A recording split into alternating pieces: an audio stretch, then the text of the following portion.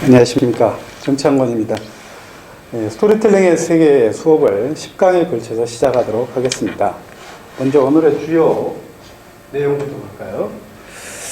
오늘은 스토리텔링에 대한 지금 현재 부각되는 상황부터 해서 그 개념이 도대체 무엇인지 정확한 개념을 찾고, 그 다음에 각 분야별로 스토리텔링이 현재 어떻게 활용되고, 스토리텔링을 잘하기 위해서는 어떻게 해야 되는지를 자세히 보도록 하겠습니다. 먼저 요즘에 스토리텔링이 우리 사회적으로 굉장히 큰 화두가 되고 있죠. 거의 대세라고도 볼 수가 있는데요.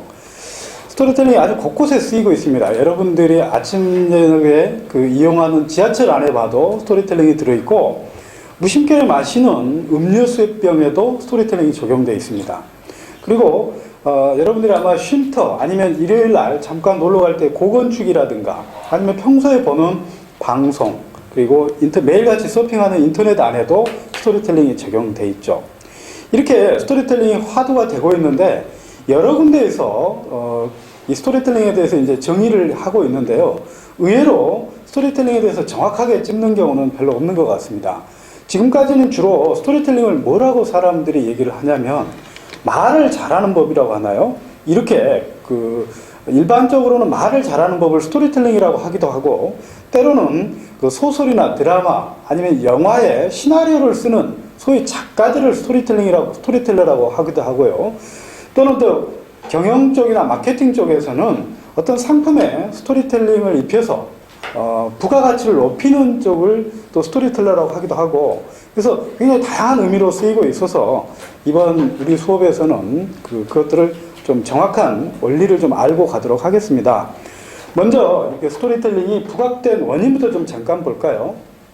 스토리텔링이 요즘에 이렇게 부각되고 미래의 중심 산업이 되고 있는데, 그 원인은 크게 두 가지로 볼 수가 있을 것 같습니다. 첫 번째는 여러분 알다시피 요즘에 어때요? 90년대 후반부터 IT가 발달하면서 굉장히 많은 매체들이 생겨났죠. 인터넷이라든가 아니면 휴대폰이라든가 아니면 지금 현재 IPTV라든가 여러 매체들이 생겨나고 있는데, 이 매체들이 많아지면서 자연스럽게 그 매체 안에 담길 콘텐츠죠. 그러니까 매체에 담길 내용물들이 수요가 굉장히 증가했던 겁니다. 그러면서 서서히 그 내용물들을 만들어내는 소위 말하면 문화산업이죠. 그 문화 콘텐츠가 중요시하게 됐는데, 스토리텔링은 바로 그 문화 콘텐츠의 그 콘텐츠들을 만들어내는 핵심 기술입니다. 그러다 보니까 매체가 많아지고 소위 콘텐츠가 수요가 증가되면서 스토리텔링이 자연스럽게 부각될 수밖에 없었던 것이죠. 여기서 잠깐 문화 콘텐츠의 미래에 대해서 간략하게 설명만 하고 넘어가도록 하겠습니다. 지금 얼마 전까지 우리가 국민의 정부하고 참여정부까지는 문화 콘텐츠가 굉장히 활성화되다가 이번 정부에 들어와서 문화 콘텐츠가 상당히 침체되고 있는데, 지금 그런 문화 콘텐츠가 다시 부활할 조짐들을 많이 보이고 있습니다. 그게 바로 여러분도 알다시피 한류가 이제 유럽을 넘어서 전 세계적으로 가고 있고, 그 다음에 이 제조업이라든가 그런 어떤 2차 산업 중심에서 서서히 이제 제조업의 한계를 보이면서 창조산업, 이 소위 문화하고 예술에 기반한 산업들이 부각되고 있다는 겁니다. 그리고 또 이 IT가 발달하면서 소위 스마트폰의 영향력에 의해서 이제는 혼자서 기업을 할 수 있는 1인 기업의 시대가 와버린 것이죠. 그러면서 문화 콘텐츠가 다시 지금 현재 부활하고 있는데, 아마 이 문화 콘텐츠는 향후에는 내가 보기에는 지금까지는 대형 콘텐츠, 그러니까 드라마나 영화 이렇게 100억 단위가 들어가는 콘텐츠들이 중요해졌다면, 앞으로는 스마트폰에 들어가는 그 소형 콘텐츠들, 일종의 스마트폰용 영화라든가 게임이나 음악, 특히 에듀테인먼트라고 하는 교육 콘텐츠의 비중이 많이 커져갈 듯합니다. 그리고 또 앞으로 문화 콘텐츠는 뭐냐면 글로벌 콘텐츠가 굉장히 중요시 될 것 같아요. 그러니까 전 세계를 겨냥한 콘텐츠들이 중요시 되겠다는 겁니다. 또 하나 향후의 콘텐츠는 뭐냐면 제작이라든가 이런 마케팅 분야보다는 기획과 스토리텔링 분야가 상당히 부각될 것이라는 것. 그러니까 여러분들이 앞으로 공부할 때는 가급적이면 좋은 이야기, 그러니까 소위 그 창의력하고 좋은 이야기 창작 능력을 갖춰서 재미있는 컨셉을 찾아내고 또 그 이야기를 풀어내는 그 능력을 갖출 필요가 있다는 겁니다. 그래서 첫 번째 스토리텔링의 부각 배경에는 이 문화 콘텐츠 산업의 일종의 뭐라 그럴까요? 문화 콘텐츠 산업이 그런 시대가 왔기 때문에 일단 부각이 됐다라는 거고, 두 번째는 드림 소사이어티라는 겁니다. 소위 감성 사회가 왔다라는 것이죠. 현재 우리나라는 어떻습니까? 지금 현재는 이성의 시대에서 감성의 시대로 간다고 많이 얘기를 하죠. 그래서 이 스토리텔링도 마찬가지 감성의 시대가 오면서 소위 아까 문화 콘텐츠뿐만 아니라 이런 산업계나 서비스 업계의 사회 전분화로 현재 스토리텔링이 확산되고 있는데, 이것을 가장 잘 말해주는 분이 바로 덴마크 코펜하겐 그 미래학 연구소에 계셨던 롤프 헨센의 그 주장입니다.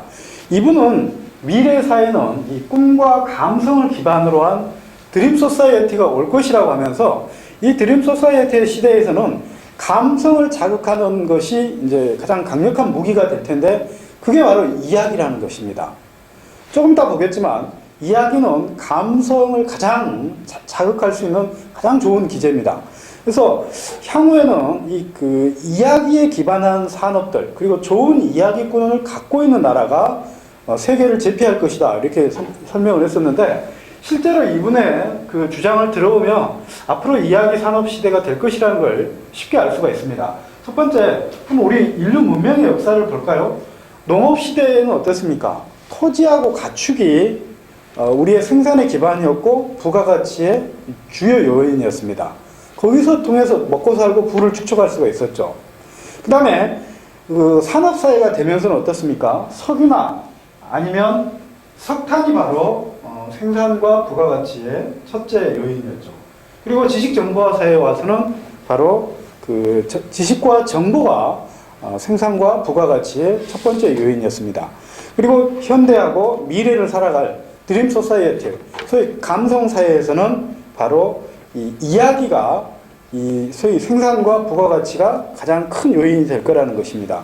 그래서 향후에는 바로 이 좋은 이야기를 생산해낼 수 있는 나라, 소위 요즘에 전 세계에서 그런 나라가 어디입니까? 바로 영국이죠. 영국은 좋은 이야기꾼들을 많이 확보하고 있죠. 일단은 셰익스피어라든가 제인 오스틴이라든가 요즘에 조앤 롤링이라든가 아니면 그 나니아 연대기라든가 아니면 그 톨킨 같은 경우 여러 좋은 이야기꾼을 확보하고 있기 때문에 전 세계의 문화 콘텐츠를 이끌어 나가는 소위 나라가 될 수 있다는 거. 영국도, 미국도 마찬가지죠. 조금 이따 다시 보겠지만 미국 같은 경우도 좋은 이야기를 거의 남의 나라에서 차용해 와서 그걸 잘 가공해서 파는. 그래서 향후에는 이야기 전적의 시대가 될 것이고, 여러분들도 마찬가지 이 이야기의 중요성을 인식해서 이제 논술이라든가 아니면 논증형 글쓰기도 중요하지만 이야기 창작 기술도 그 나름대로 계속해서 익숙하게 다룰 수 있도록 실력을 키워갈 필요가 있다는 겁니다.